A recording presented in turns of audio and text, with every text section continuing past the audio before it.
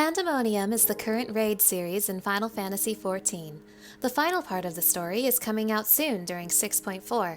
Since it's been many months since the last part of the story came out, I wanted to create a refresher of events before the story's conclusion, so here's the story so far. After the events of Endwalker, you receive a request to meet with a group of Sharlayan academics. They are led by one Professor Claudian, who is renowned in his own right for his knowledge and achievements related to the Ethereal Sea. While observing the Ethereal Sea through the idoscope, these researchers had found a mysterious crystal shard. They could tell this was no ordinary crystal, but could glean no further information from it. It was set aside during the events of the final days, but with the crisis averted, the researchers are looking into the crystal once more. They seek your opinion on the matter, and you recognize the crystal.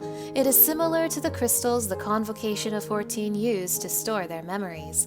This crystal also speaks to you, muttering the words, "If anyone, message, come, Pandaemonium, please, face this grave threat, star, and danger." These words intrigue the researchers, and they task you to travel back in time to investigate. Traveling back to Elpis, you crash land into another ancient. He introduces himself as Themis, and he's been expecting you. He was told by his friends that a falling star would appear before him, and he believes that must be you. Themis has been tasked to look into Pandaemonium. Fascinated that you're here for the same purpose, he invites you to investigate alongside him. He tells you that Pandaemonium is a facility underneath Elpis. It holds highly valuable and highly dangerous research subjects and is overseen by the words of La Habrea. Recently, the outside world has been unable to communicate with those in Pandaemonium, and thus Themis has come to look into it. La Habrea is a name you know very well. A member of the Convocation of 14, one of the Unsundered, and a foe you had faced many times in the early parts of your journey. He was eventually killed by Thordan in the depths of Az's Law. While you have had many encounters with him in your time, you don't know much about his past. Interestingly, when you speak with one of the words of La Habrea, you are told that nothing is amiss in Pandaemonium. If there were something wrong, surely Master La Habrea would have acted. Before you can enter, you are told you must follow the warder's instructions at all times. These warders are the ones who watch over and care for the creatures within. The warders work underneath the 3 key wards of Pandaemonium, who in turn works underneath the chief key ward La Habrea. These 3 key wards see over the different levels of Pandaemonium. They are Asphodelos, who runs Asphodelos, Iamone, who runs Abyssos, and Agdistis, who runs Tartarus. You and Themis enter Pandaemonium's highest floor, Asphodelos. Despite the speaker's words, Themis can tell immediately that something is very wrong here. Something is destroying the protections of this place, and it is coming from within. Themis reinforces the protections to slow the danger, but it requires much of his focus. Because of this, he will be unable to help you directly should the need for combat arise, although he can summon illusions to aid you. You soon encounter a panicked warder running out of Pandaemonium's halls. Upon seeing you, he transforms and attacks you with flames and shackles. After knocking him back to his senses, the warder is confused. He tells you his mind was filled with a storm of desperation and anger. Unable to control himself, he felt the need to attack you. This is Ericthonios. He is one of the warders of Asphodelos, working directly underneath Asphodelos. He tells you that the creations held inside Asphodelos have been set free from their containment, wreaking havoc on those within. In the midst of the chaos, Ericthonios has been separated from his allies. He seeks to save them and return the beasts to their cells.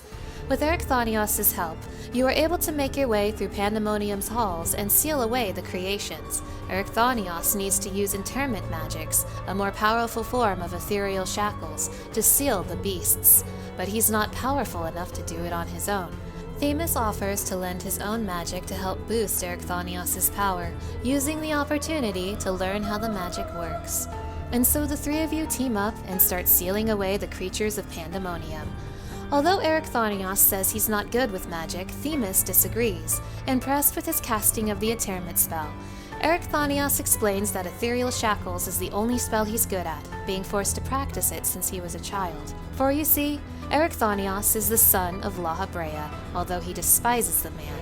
He is not as talented with magics as his father. Though La Habrea had taught him how to cast ethereal shackles, all further education was done under his mentor and his mother, Athena. Athena was the previous chief keyword before La Habrea. She's the one who made Erechthonios into a warder, and it's because of her he wants to keep the creatures of Pandaemonium safe. Erechthonios loves his mother, but tragically, she is no longer alive. After her passing, La Habrea took the role of chief keyword, without so much as mourning her death. Erechthonios despises his father for this, and the two have never gotten along. Themis is concerned that they've yet to encounter any other warders. Erechthonios believes that the keyword of Asphodelos, Asperos, is keeping them safe somewhere. He tells you that Asperos is a kind and talented man, taking great pains to mentor each of the warders under his charge. Not only is Asperos a master of atterment, he's also capable of powerful creation magics, able to bend the hallways of Pandaemonium to his whim. He has been a kind and caring mentor to Erechthonios, and he regards Asperos fondly. So it comes to much surprise when you encounter him and are met with a cruel man instead. He mocks you for your dim wit and attempts to steal you with interment, though he fails thanks to Themis' intervention. Erechthonios knows something is very wrong. Something has warped Asperos. This isn't the man he once knew. Asperos is obsessed with La Habrea, feeling disgust towards his weaker son. He explains that he has fused with one of the creations of Pandaemonium, becoming much stronger as a result.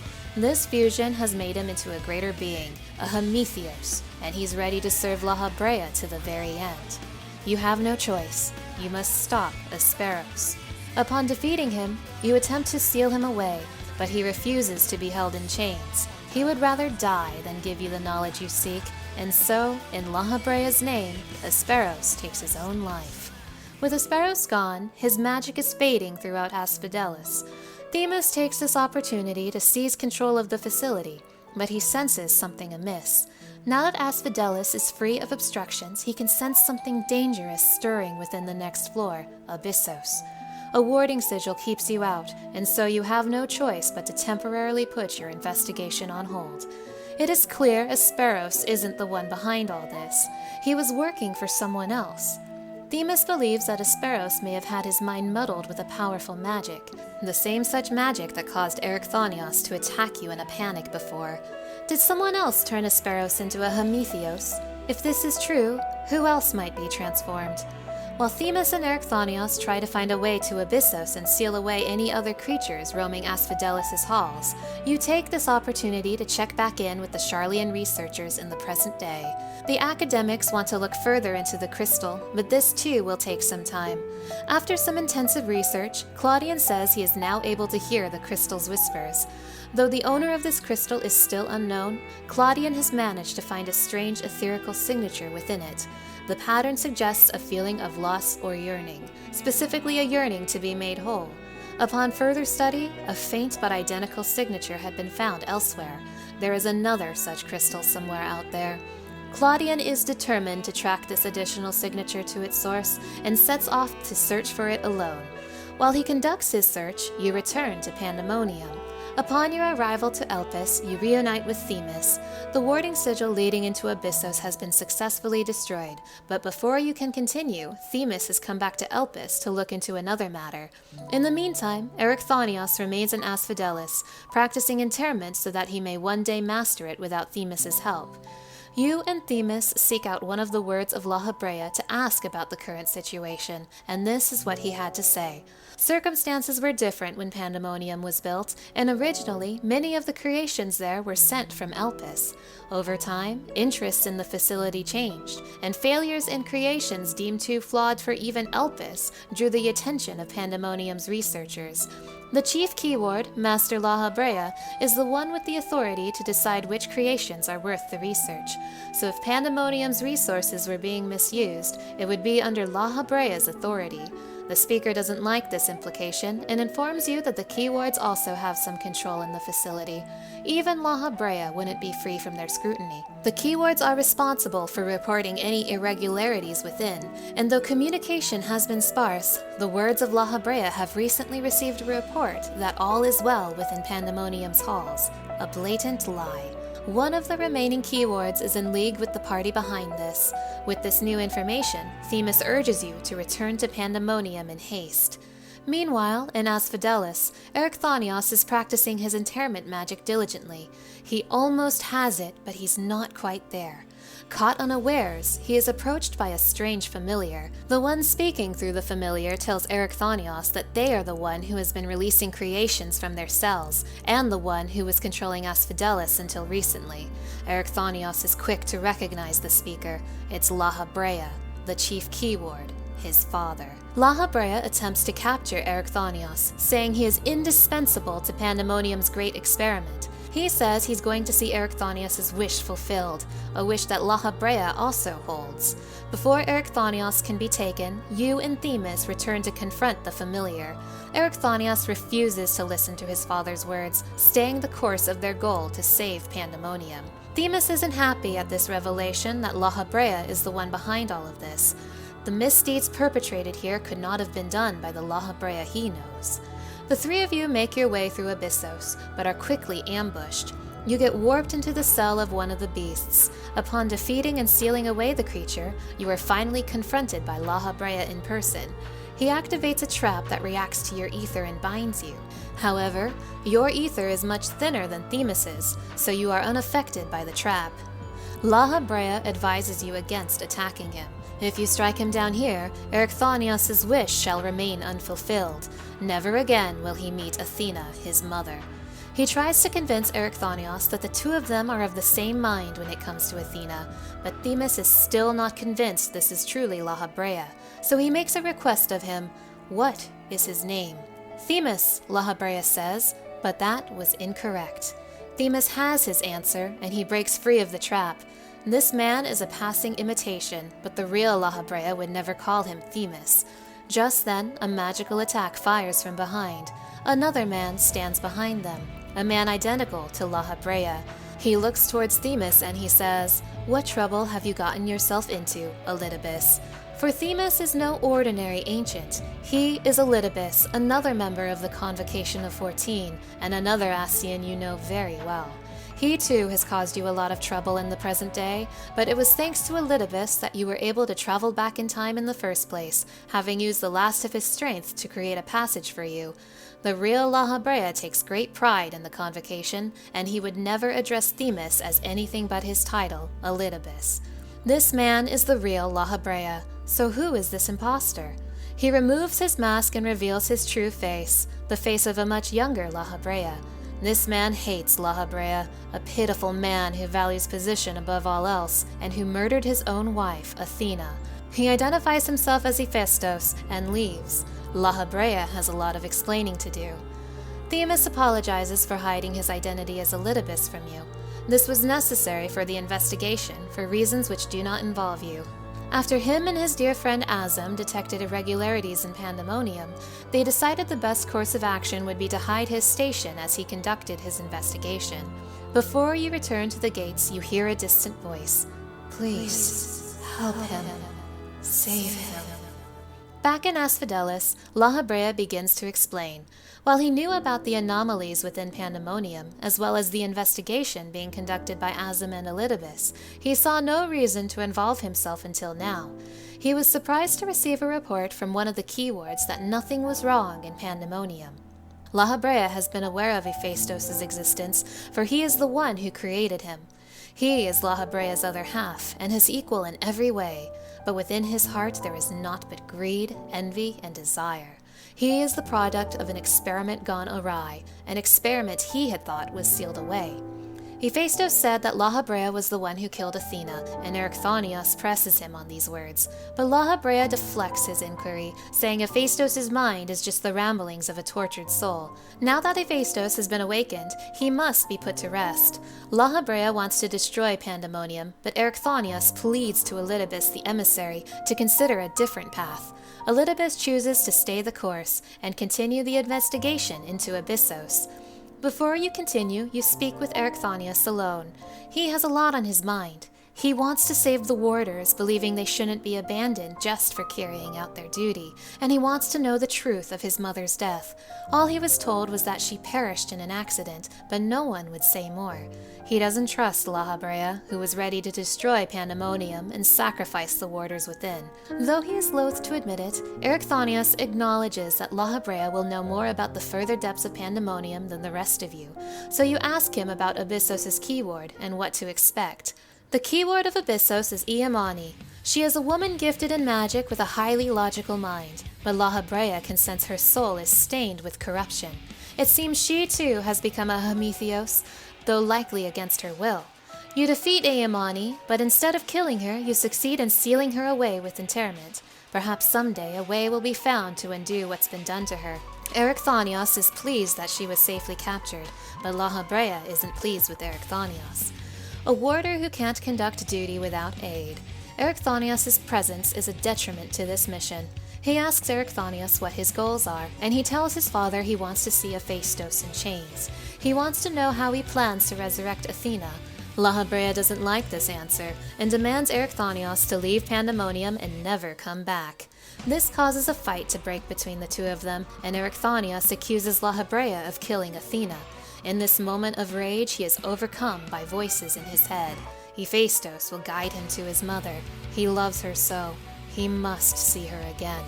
He is teleported away as a distant voice pleads for him to ignore the voices. Whatever took hold of Erichthonios made short work of his reason. La Habrea acknowledges that Erichthonios hates him, and it was that hatred that made him fall under the spell's embrace. Themis is curious about the distant voice that was heard. Who was trying to warn Erichthonios? One of the keywords, perhaps? La Habrea admits to his failure. It was his stubbornness and scorn that pushed Erichthonios to this point. He dreads to think of the ordeal that awaits him due to his rashness. With Abyssos' keyword gone, it will be easy to regain control of the floor, allowing you to reach Pandaemonium's lowest level. Beyond Abyssos is Tartarus. Hephaestus has woven traps throughout the floor. This poses a problem for Themis and La Habrea, but will pose no threat to you due to your thin ether. Time is of the essence, and you must confront the keyword of Tartarus before Hephaestus can act. Before you depart, Themis questions La Habrea about his cold words when it comes to Erichthonios' grief over Athena's passing. La Habrea says he simply wants to spare him greater pain. He will reveal the truth soon enough, once the upcoming battle is complete. The keyword of Tartarus is Agdistis. She has served in Pandaemonium since its inception, and her affinity for magic is peerless even among the keywords. Losing her would be the end of Hephaestus' experiments, and so he has hidden her in a space unreachable by conventional means. Since you're the only one who can reach her, Themis tries to figure out how you can use interment, but La Habrea says that won't be necessary. Hephaestus was much more ambitious with Agdistis' transformation than the other keywords. She has been transformed in such a way that barely any of herself remains. You have no choice. You must kill her. And so you confront the final keyword, and with the assistance of Themis and La Habrea's magics, you strike her down. With Agdistis slain, Themis and La Habrea are able to warp to your location. With the last of her strength, Agdistis' spirit is able to speak with you. She was able to break free of Hephaestus' spell at the very end, though it was no easy task. Her body could not resist Hephaestus' commands, but a small part of her mind remained in defiance. She was even able to speak with the outside world. She was the one who sent that report to the words of La Habrea, and she was the distant voice that's been calling out to you. Agdistis has something important to tell you, so that the tragedies of the past don't repeat in the present. She shows a memory for you all to see. It recounts the moments after La Habrea killed Athena. La Habrea had sealed away his memories and emotions within Hephaestus. Although Erichthonios loves his mother, the truth was very cruel. For Athena saw Erichthonios as nothing more than a tool to be discarded. She had no love for him. He was just another subject of her experiments. All she cared about was her research, and she was more than happy to sacrifice her own son to see results. And now with her gone, Hephaestus has taken up her research. La Habrea knew Erichthonios couldn't bear the truth, so to protect his son, he killed Athena and accepted his son's hatred. With the truth revealed, Agdistis fades away. There are no more keywords to stand in your way. The time has come to face Hephaestus. You still don't know what his plan is, but it's clear his goal is to resurrect Athena. Hephaestus is waiting in the black heart of Tartarus, Athena's testing compound. You find him there, holding Erichthonius in shackles. He is able to take multiple monstrous forms and fights with all his might so that he can see his wish fulfilled, but you are able to stop him. It was Lahabrea's error that started this chain of events, and he is determined to end it himself. He will land the final blow on Hephaestus, but Hephaestus won't go down without a fight. He brings Erichthonius down, ready to use him as a shield. Lahabrea had vowed to use his power to guide this star true. In doing so, he failed to nurture the son that needed him, and he bears full responsibility. But Erichthonius is still his son, and he refuses to seduce him with false hope. You call out to Erichthonius, and he comes back to his senses. He turns towards Hephaestus. He will ignore the truth no longer, and with that, having now mastered interment, and with Lahabrea's aid, they seal Hephaestus away into a crystal. Lahabrea praises Erichthonius for a job well done, the first time he has heard such praise from his father. With Hephaestus sealed away, the forced sailing Pandaemonium's barriers have ceased. The time has come for Lahabrea to share the rest of his tale.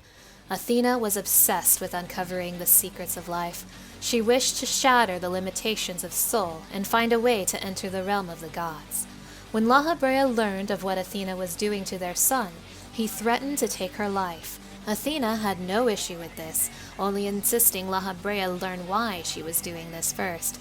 She offers to bond her soul with him so that he may understand what drove her this far, and so he does, and he can feel her heart. A fathomless desire to dissect the mysteries of life, to transcend mortal flesh and bleed into a higher plane of existence, an unquenchable thirst for knowledge, not a single thought spared for another, for the star. Now that Lahabrea has seen her memory, the seed of desire will remain in his soul. She tells him that he, too, shall be consumed by the selfsame fervor, but he refuses to be corrupted by Athena. He splits apart his weaknesses and wickedness, creating Hephaestus in the process. He will not be swayed by emotion, and from then on, he lived only for his duty. He lived only as Lahabrea. Though Lahabrea had sealed his corrupted memories within a crystal, he didn't destroy it. The consequence of that decision led to Hephaestus' existence, and the events that transpired here in Pandaemonium. Lahabrea admits it was fear that kept him from destroying the crystal. With the truth now revealed, a bridge begins to form between father and son. Erichthonius shows Lahabrea his gratitude for what he has done for him. They still have a long way to go, but at last a sense of understanding has formed between the two of them. You have now regained complete control over Pandaemonium, but it will take some time before things are in working order again. Erichthonius thanks you for your aid, and for helping him better understand his father. He wonders why he was the key to Hephaestus' experiments. How exactly did he intend to revive Athena? But some questions are best left unanswered. Lahabrea forbids pursuing those answers and vows to finally destroy the crystal that contains Hephaestus' essence. You still don't know the identity of the owner of the first crystal you found, the one that contained the warning of Pandaemonium. Someone else was aware of the plot happening in here, but who? And why have they not made themselves known now that no threats remain? For now, Erichthonius and the others will focus on restoring Pandaemonium and rescuing the remaining warders. They ask you to bring the crystal with you the next time you return, so they can investigate it further, and with that, you return to your time. When you return, the Charlian academics are in a panic. Communication with Claudian's airship has been lost. Claudian has gone missing. His last message indicated he was on his way to Az's Law. On top of that, an unusually large amount of energy has been sensed within the ethereal sea. You join the researchers to investigate, and there you find it, Pandaemonium, in the present day, within the ethereal sea. And this is where the story ends, for now. What happened to Claudian? How has Pandaemonium appeared within the ethereal sea? Who is the owner of the mysterious crystal? That has yet to be seen.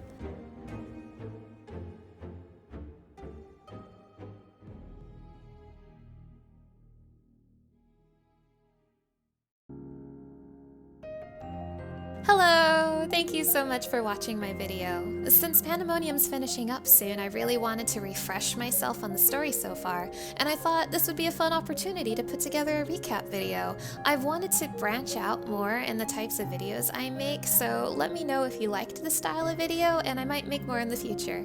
I tried my best just to stick to facts and not include any theories, but let me tell you, I do have some theories about what's happening right now.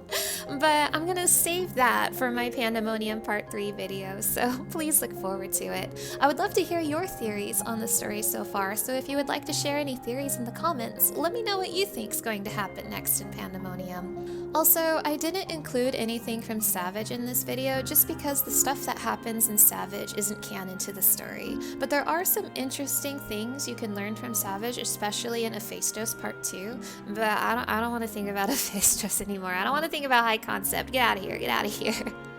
Also, another note, I do apologize if I mispronounced any names in this video. All I can really say about that is I'm doing my best. I'm sorry. And one more thing, I really do want to apologize for not making any more videos since 6.3. I did mean to make more videos, but life got in the way and time just wasn't on my side. Long story short, I moved, and moving takes a lot of time and work, and that's why I've been quiet all this time, but I do have more videos on the way, including the upcoming 6.4 playthrough and a few more videos besides that, so I hope you enjoy what's to come. Thank you again for watching my video. I'll see you in 6.4. Bye!